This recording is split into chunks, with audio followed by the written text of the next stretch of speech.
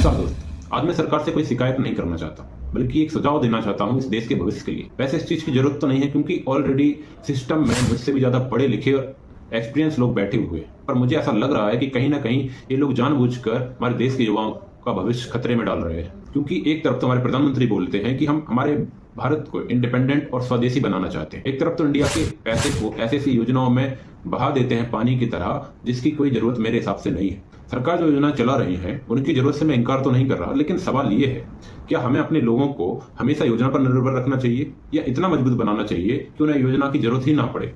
आज चंद्रयान जैसे मिशन जो भारत का नाम वर्ल्ड में उच्च स्तर पर ले जाते हैं, उनका बजट लगभग 600 करोड़ होता है। वहीं दूसरी तरफ सिर्फ एक राज्य में लाडली बहना जैसी योजना पर 18,000 करोड़ रुपए खर्च किए जाते हैं हर साल में। मैं यह नहीं कह रहा कि यह मदद गलत है, लेकिन मैं पूछ रहा हूँ, क्या मदद से देश आगे बढ़ता है या फिर ताकत से?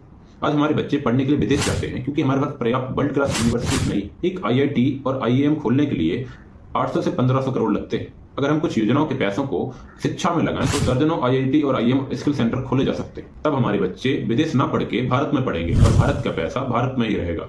हमें योजनाओं से ज्यादा स्किल सेंटर चाहिए, ऐसे स्किल सेंटर जहां युवाओं को इंडस्ट्री रेडी स्किल्स मिले, किसान को वैल्यू एडेड फार्मिंग सीखने को मिले, महिलाएं सेल्फ डिपेंडेंट बने। अगर लोग काबिल होंगे तो उन्हें किसी योजना की जरूरत ही नहीं पड़ेगी। आज हजारों करोड़ों रुपए सिर्फ एडवर्टाइजमेंट और प्रचार पर खर्च किए जाते हैं सरकार के द्वारा।